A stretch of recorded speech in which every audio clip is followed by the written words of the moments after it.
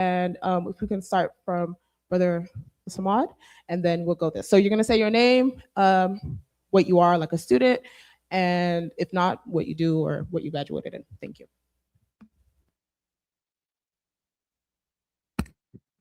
Assalamu alaikum wa rahmatullahi wa barakatuh.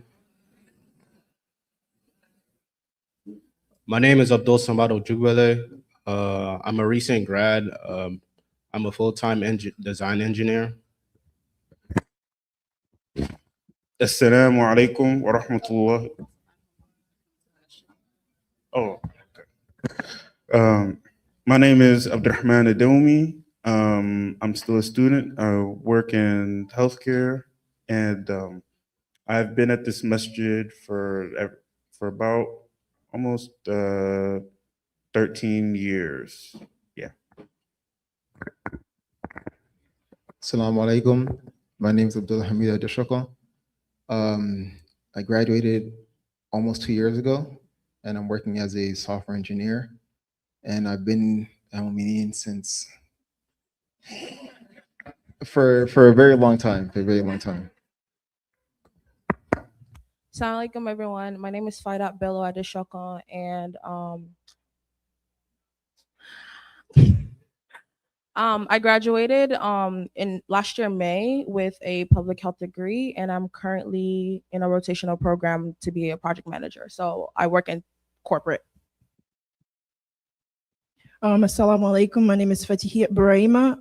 I graduated last year in April, and I'm a nurse, and I've been coming to this masjid for about 12 years. Assalamu alaikum. My name is Taslima Abib. I'm a final year pre-med student. I've been coming to this masjid for as long as I can remember. Yeah. Thank you guys so much. So the first question I have is pretty straightforward. In order to have a conversation about community, we have to know what community means to you. So the first question I have for each of you guys is, how would you define community, or what would you say community means to you?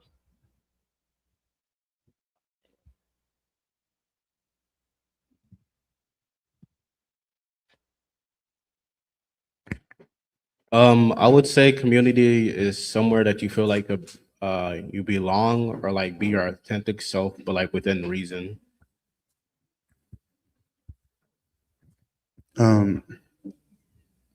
For me, community would be defined as people bonded together with similar goals and similar values. To me, community means a group of people. They don't have to be similar, but it can be similar in faith, similar in characteristics, things like that. But the main characteristic of community is people that, well, in an Islamic sense, people that have the same goal of reaching Jannah and attaining Jannah. To me, community means a place where you feel safe, you feel heard, you feel protected, somewhere that feels like home. I would say community is not necessarily just a group of people. It could be separate people who don't necessarily know each other, but it's like your chosen family. It's a space where you can grow and you feel supported, like during the good and bad times. Yeah, I agree with everything everyone else said. I think community involves like a space where you feel supported by the people around you. Usually there's like a common goal or reason we're together, but yeah. Okay, thank you. So my next question is for those who've already graduated. I know in college, sometimes community can feel automatic in terms of, I just got here, there's a bunch of freshmen here, so I can build community around them. Or, I'm a new student on campus and I know I'm Muslim, so I'm gonna go join my MSA. But to my postgraduate students, my question is, in college, community can feel automatic, but in postgrad, it's more intentional. So how do you build your community, after you've left your college town and, you're being brought out into the world?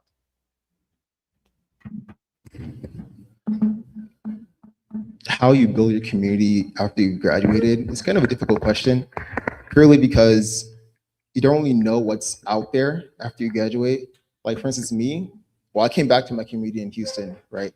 Then some people can travel, right? Some people like go to Seattle for full-time work or New York, right? So from my perspective in building a community, it's really more digital, right? You have to really stay connected virtually to your friends so you don't feel alone, right? Probably it can be weekly calls because I used to do that with my friend who actually went to Seattle. So he used to call me like every other month, just saying what's up because we went to college together, right? So it's really just like staying connected virtually, which makes it more intentional because sometimes you're not really seeing that person every other day. So it's really important to just text every now and then to keep that sense of community with yourself. I would say being an adult, it's kind of harder because, like she said, like it's not automatically built in. You have to go and basically find that, and you have to put in the effort. So it's very important, especially whenever you're in a new community. It's very important that you know, talk to the people around you. Communicating is very important, and also just showing up for people around you, regardless of like how long you've known them. That's a way that you can build community. Just intentionality matters a lot whenever you're dealing with like people in general.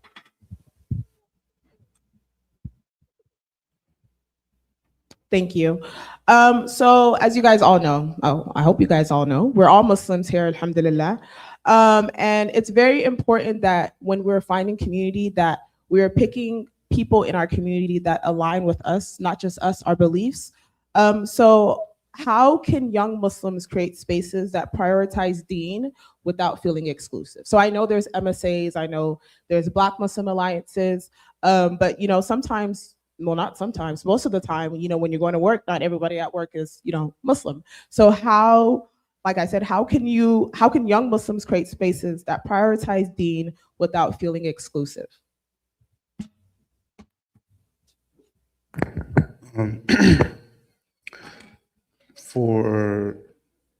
For me specifically, I feel like the best way to create those spaces is just like as Faida said earlier, intentionality. Keep your friends close. Keep the people that, you know, share the deen as well as the same values as you. Keep them close. Well, it's not specifically about being exclusive, but also maintain a good distance with those that you may not share those same values or the same deen, right? Like you don't have to keep the non-Muslims close, but just prioritize keeping the Muslims closer. That's what I would say. In terms of exclusivity, you can't really be exclusive when it comes to deen, right? Because at a certain point, if you have non-Muslims and Muslims in the same group, over time, you tend to have deeper and deeper discussions about faith and things like that.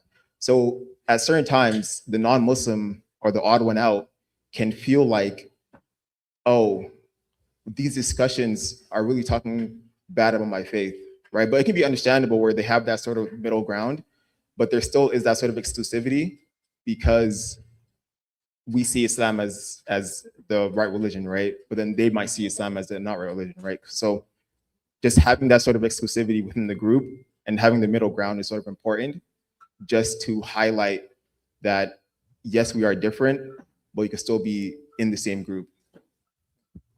I think for me, it also just depends on how strong your faith is and how strong your iman is, because you're not always going to fit into everywhere that you are. And it's just very important that you're able to stand alone and stand by yourself and stand as a Muslim rather than feeling like you need to have people around you to make you feel like you're Muslim. It's very important to stand out wherever you are. I feel like as Muslims, we stand out regardless. If you wear a hijab, you stand out. And it's very important that you own that, especially being a Muslim woman. It's very important that you own that and be able to be comfortable being, I don't want to say alone, but it's also very important to feel comfortable being alone without compromising your faith and without compromising your deen.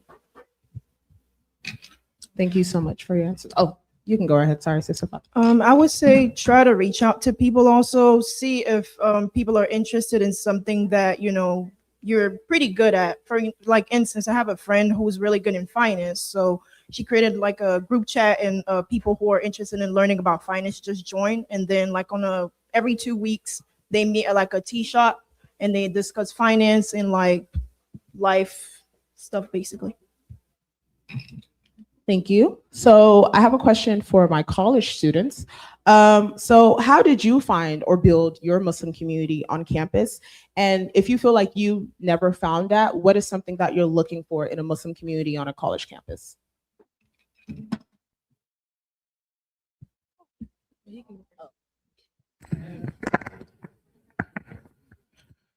Uh, I mean, personally, I haven't found that on my college campus. And my college campus isn't as inclusive as that. So what I feel like what I tend to do is, as a replacement for that, I always make sure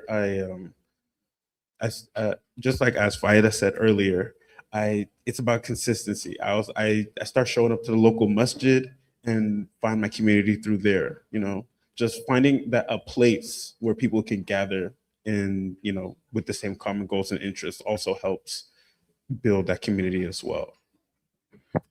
I would say for me, alhamdulillah, I entered college with a friend from Mumineen that I knew since childhood.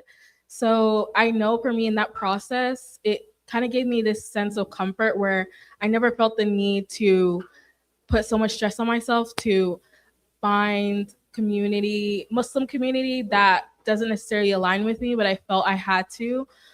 Because with my MSA, there can be a lot of exclusionary behavior because a lot of people kind of knew each other from like previous backgrounds. So definitely having that person that, even if it's just one person, which for me it was just one person, but that I can go to the masjid with, that I know that like I have this companion, but also feeling comfortable and doing things by yourself. Like you entered this world by yourself, you're gonna leave it by yourself. So you have to, a lot, like if you don't go pray at the masjid, like, Allah's not gonna ask you like, oh, is it because you didn't have any friends to go with? Like you kind of have to be confident in your iman, like know you're doing it for Allah, and that will give you enough strength to, try to push yourself out of your comfort zone. Thank you so much. So this next question can be for anyone. So as you guys said, as when you were giving your introductions, you were saying how long you've been coming to this community. Most of you guys said more than 10 years, some of y'all 15, some of y'all your entire life. So I know, going to college can be can kind of be a rough transition from, I would go to Mumineen almost every day, if not every day on the weekends, to I'm now in a college town where, like Taslima said, the Muslim community does not look like one that I'm used to. So what advice would you give someone who feels like they've lost their community in college or even after college?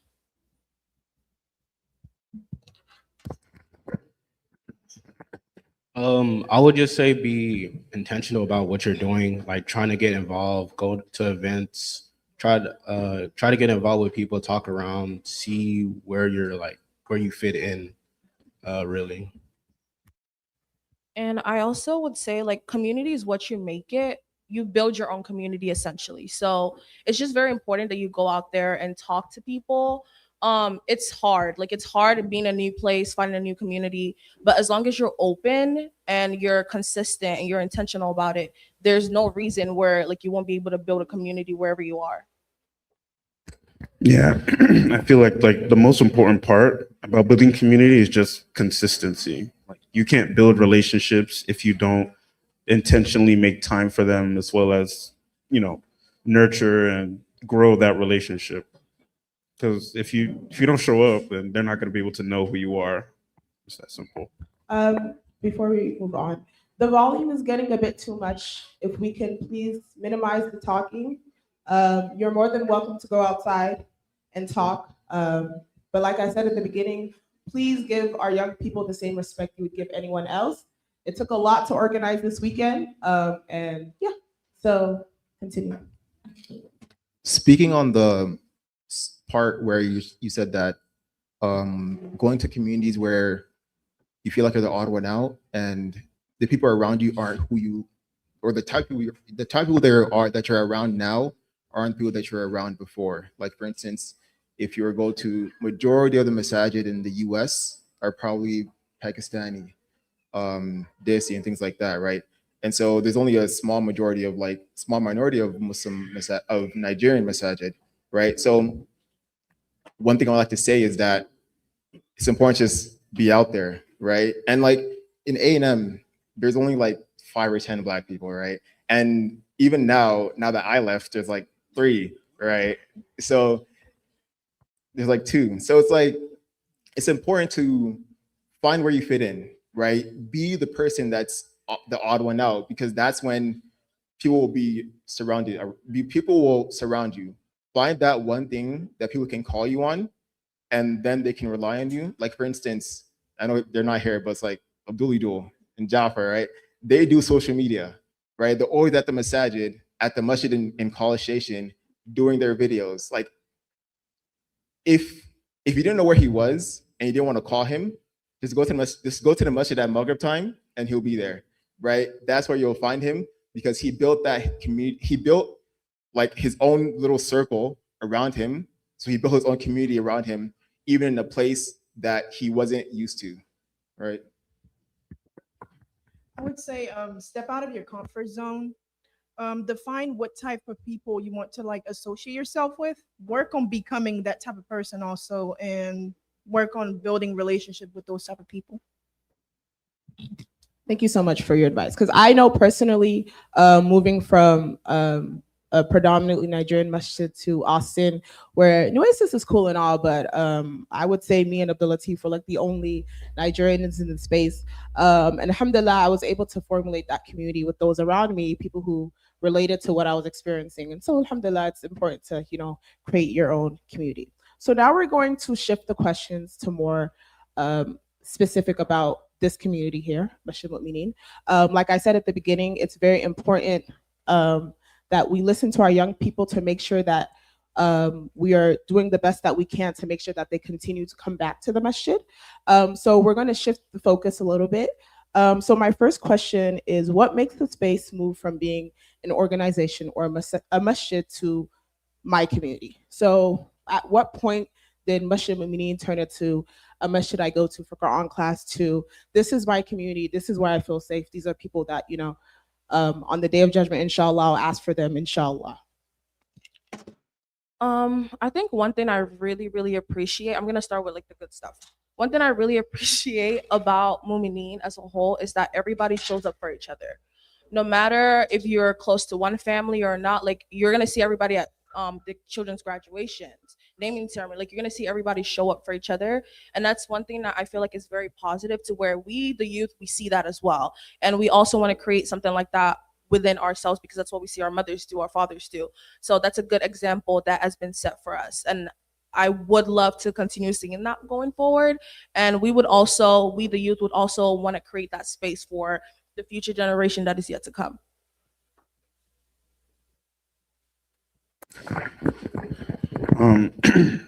For me, what I guess made me come back or made me stay in this community probably was just being, seen and recognized. I know we talked about how, majority masjids are not the same culture as us. So coming here and just being able to say salam to everybody, seeing smiles on their faces, then being able to recognize you and your family, it's just, I feel like it's really big, and it helps, makes you feel more comfortable in the space. Like just, being seen and recognized and valued.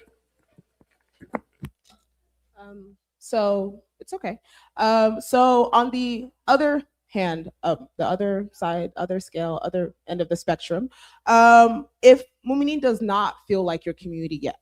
So I know I said that, going from Mumineen to college, that was already a transition. And, for example, for me, I stayed in Austin 3 extra years. So I was in Austin for 6 years, and then I had to come back and, do that transition all over again. So if you would say that Mumineen does not feel like your community quite yet, or even if it is your community and you just want to, add some things, what would you say is missing? At the beginning, we talked about what we view community, what community means to me, and you've painted that picture of, community has this, that, and the third. What does Mumineen not have that, does not allow it to be on Mumineen is considered my community?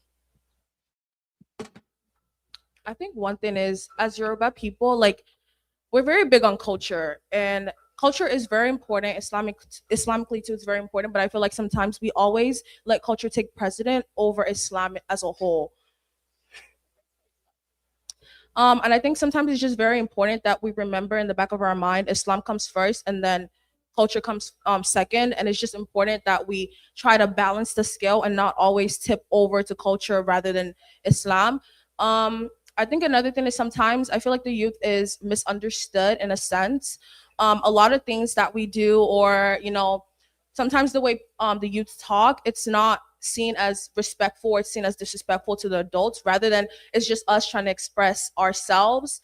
But I feel like sometimes in the Yoruba culture, or just even growing up in like, both my parents are Yoruba, like they were very strict growing up, but I feel like we just weren't able to express ourselves in the way like we talk, or even just our facial expressions. It's always seen as like, oh, like on leju or fair smile or things like that. So I think sometimes it's just very important to give grace. That's one thing I always tell my parents. Like, it's very important to give grace to your kids as well. Like, we're also human beings. We're learning. It's our first time on earth, just like it's yours. So it's very important that you see us as human beings as well, rather than just, oh, I gave birth to you, I have control over everything you do, or you can express yourself as a human being. Speaking on top of that, a lot of things can be lost in translation, but in this sense can be lost in culture, right? Because I grew up here for 20, I was born here for 20 years. I only went to Nigeria like 22 years ago for the first time, right? So a lot of when I went there, it was very much a culture shock. And being there really made me understand. Strike two. Strike two. Please, let's be mindful of our volumes. Please. My nephew plays baseball. I think strike three's out. Okay. Bismillah. Yeah, so being there made me realize what like a lot of the adults here really grew up in, right? Seeing how they had every masajid, right, a couple blocks away, right? Being a masajid being in every neighborhood was really a shock to me myself, because like you can just walk to the masjid. I live in a suburb. I have to drive 5-10 minutes to go to the masjid for Fajr, right? And so just seeing that how like each masjid there had their own community, I feel like we can't really have that here, but finding what we can do here, right? Like for instance, having a sporting event, right, every month can basically build that community around the vicinity, right? 10-15 minutes around the vicinity, right? Like for instance, I know like other ISH masjids have like weekly soccer games, things like that. I know the Nigerian adults have the soccer here as well, right? But one thing I'd like to say, like to close it off, is have or sort of understanding that people that grew up here don't really understand how it was in Nigeria. So it's really important to just have that sort of laid back mentality and just understand how it is to be an American Nigerian youth in America. That does not make him a bummer wheel. I feel like you can be laid back, but also like we don't want to lose our culture. We want to instill our culture in our kids, and it's very important that we bring that also. It's just, I know as parents it's really hard finding a balance, because like American kids, I grew up in Nigeria, I was born in Nigeria, but like I feel like it's hard finding a balance as parents. But I don't think you should also not like scold your kids or things like that. That's also very important. So piggybacking off of what Sister Faida said, she said that something that she thinks is missing is grace. And if you're my friend, you know that one thing that I think is very important in terms of just life and navigating the world is having grace. So I want, because like Brother Marshall said yesterday, we had a meeting in January. And I will not going to lie, the youth representation was not there, but I spoke upon grace from my perspective. So now I want to ask you guys, what does being given grace look like to you?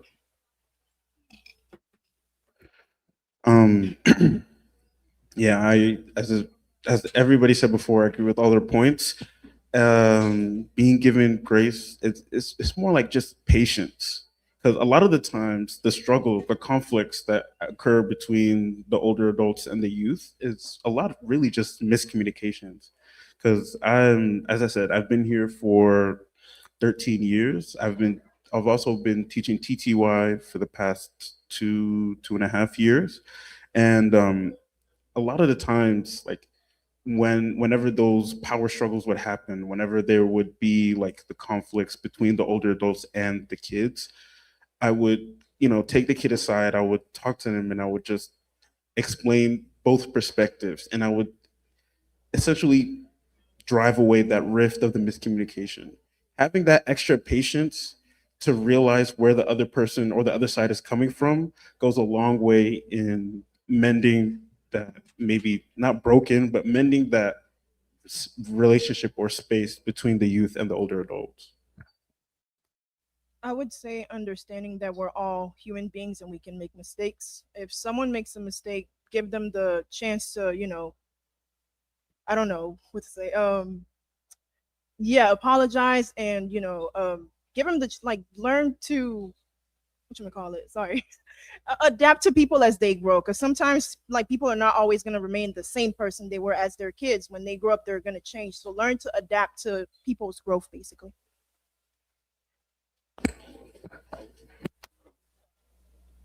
I was gonna say the same thing as Abdurrahman said, like being able to like have conflict resolution, like trying to de-escalate the situation, trying to understand both sides. It's really helpful along the way.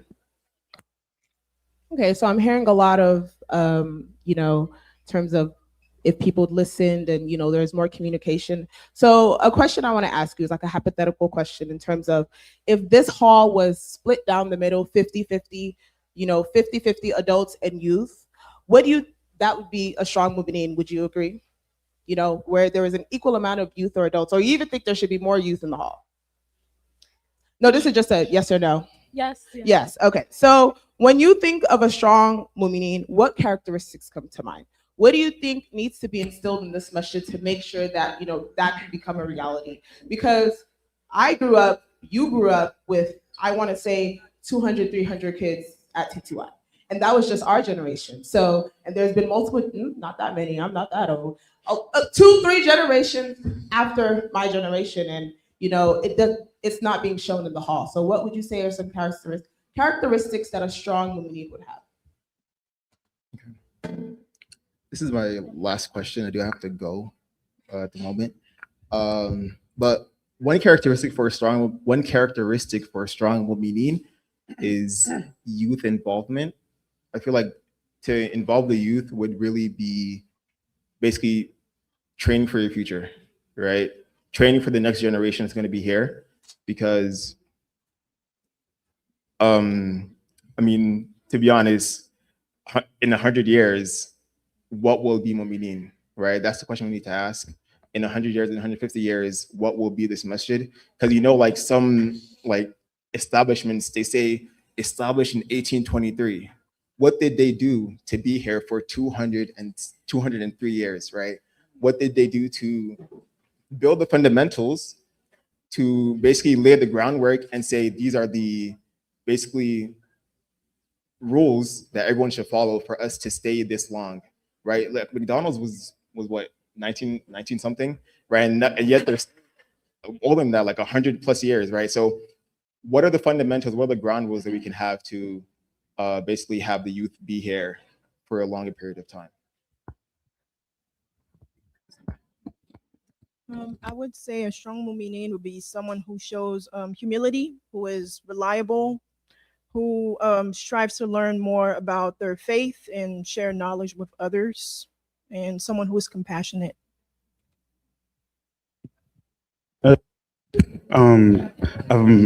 Just like as you said, strong Mumineen would be split down the middle, 50-50 youth and the older adults. I feel like what would make a strong Mumineen, just as we said, intergenerational presence, just having the youth show up more. And obviously, Mumineen also does youth events, Mumineen Youth. I know there's a lot that goes on over there. But I feel like also being more open to new ideas that could draw the youth and just keep striving to bring the youth back, Yeah. I know in Tajweed they said this a lot, but Sheikh Rad he would always talk about how if you it's not a good sign if you're not able to hear the footsteps of the young children through the masjid, letting the families bring their kids and just having more activities for them to do. Because a lot of the times kids act out because they might be like bored or they might have needs that are just aren't being addressed. So preemptively addressing that would go a long way in making a stronger Mumineen.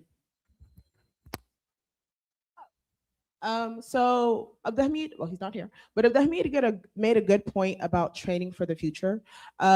With my meeting with the exec and a lot of Mumineen leaders, a big concern for them is succession and who's going to take over when they're no longer here. So a question that I have for you is, what does it mean to take ownership of your masjid community instead of just attending the events? I think part of that would be taking initiative to also reach out to the elder generation.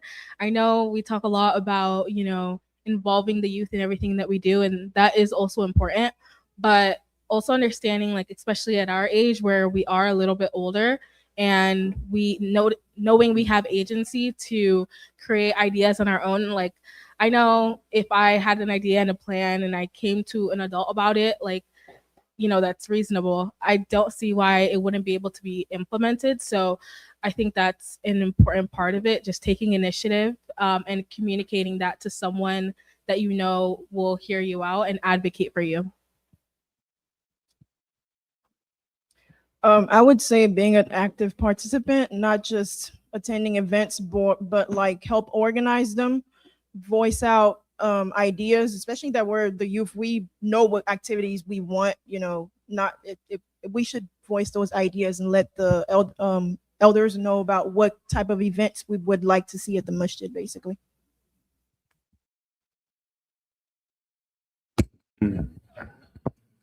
One thing I would say about I feel like my answer to this question would just be, more volunteering, more mentoring, just, being a part, participating, showing up, being consistent in coming to Mumineen and its events, and just, participating.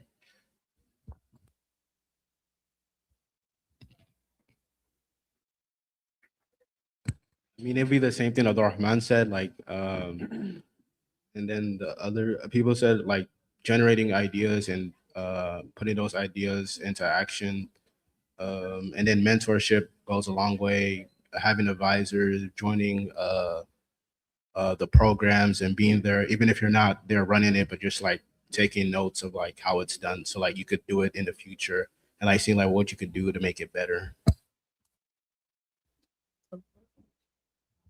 Okay, thank you guys so much. Can I get a takbir? Allahu Akbar for our panelists. Takbir. Takbir. So we're not quite finished yet because I know y'all are hungry. I wanted to make sure to give the microphone to the crowd. We have, our experts in being a youth here on stage. So are there any questions that you guys have for our panelists before we move on? Thank you, brother. Literally, because it's my brother. Get it? Thank you. Oh. Assalamu alaikum. I just want to ask you, what has changed since when you were, a kid and TTY went around and now?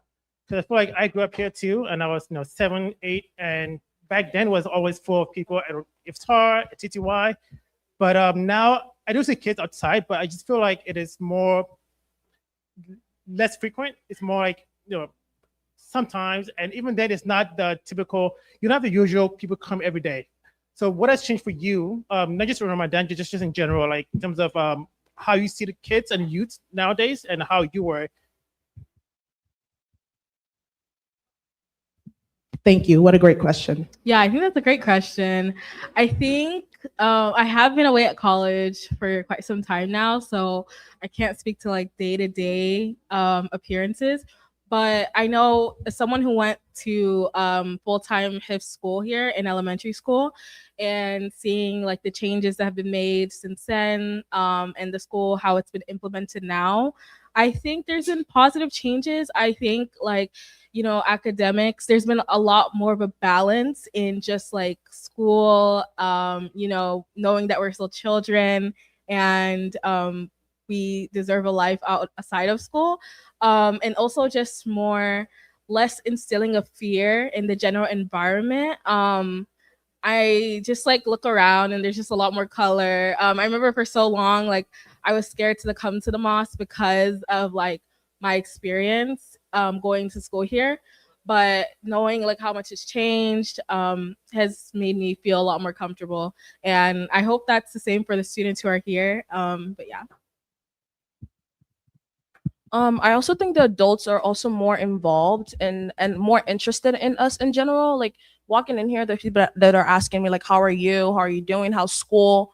They're just more interested in how we are. And also, like growing up here, there was a lot of fear, and we were just scared of the adults. But I feel like now we're able to relate and able to talk to them more. So I think that's something positive that has definitely changed.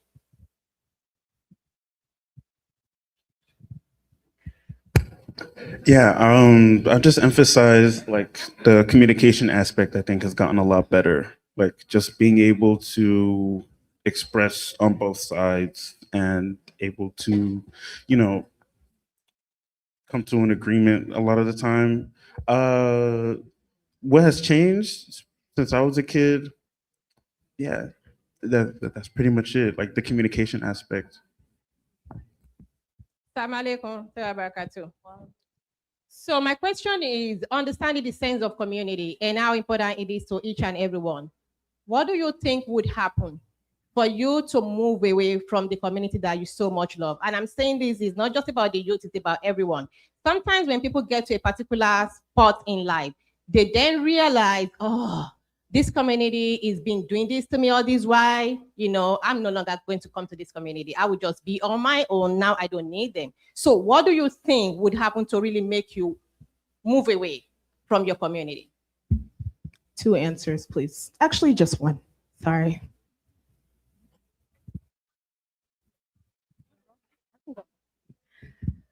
I would say a situation where there is disagreements, which that happens all the time. We're all human, but effective and like cooperative communication isn't able to happen like on a consistent basis. I think it's important to address problems head on, but if you're just told to kind of deal with it because you know you have to respect your elders and things like that, where I feel like I'm not even being regarded as an equal in a sense, I think that would push me away from participating in our community. Thank you so much. Can I get another Allahu Akbar for Takbir? So sorry, time is running. We have 2 minutes till iftar.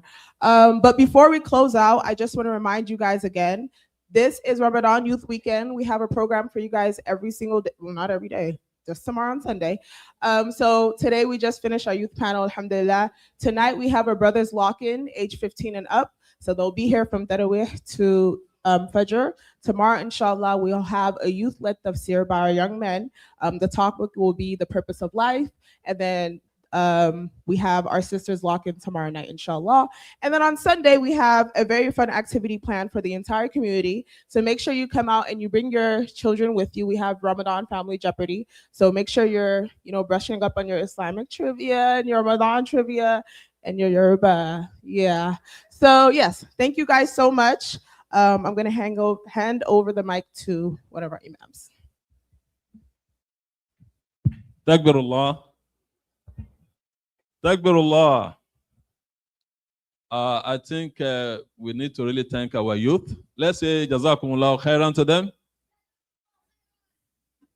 You are one of the youth. You are thanking your older brothers and sisters, right?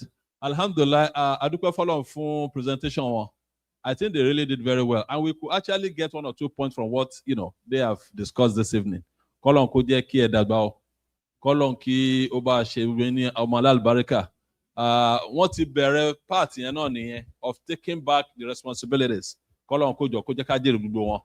Ọlọ́run ní jẹ́ kí àti attain roles yẹn, Ọlọ́run ní jẹ́ kó difficult fún yín. Wala la hawla wala quwwata illa billah. Ó dà ní pé àti fẹ́ wọ time. Alhamdulillah. So ربنا تقبل منا إنك أنت السميع العليم ربنا تقبل منا إنك أنت السميع الدعاء وتب علينا يا مولانا التواب الرحيم ربنا آتنا في الدنيا حسنة وفي الآخرة حسنة وقنا عذاب النار. اللهم لك سمت وعلى رزقك أفطرت وتقبل منا آمين.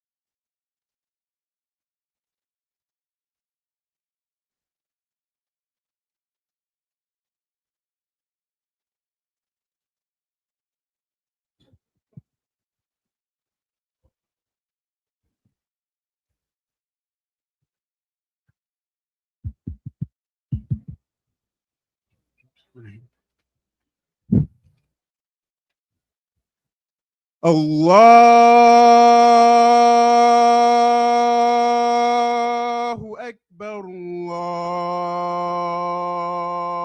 الله أكبر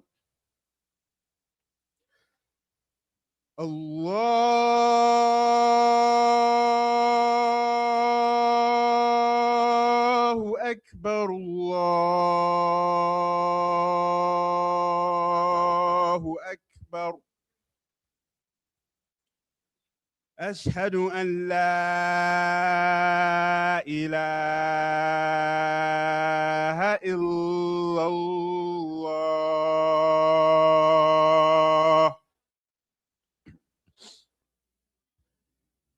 أشهد أن لا إله إلا الله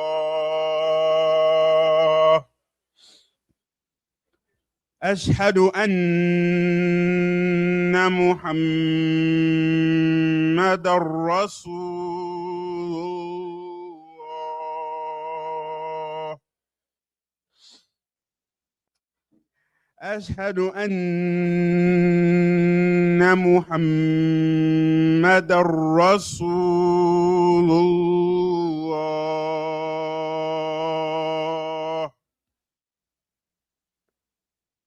هيا على الصلاة هيا على الصلاة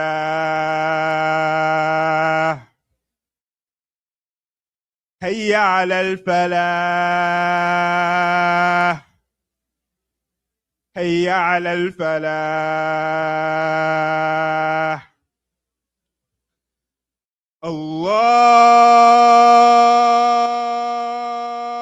الله أكبر الله أكبر لا إله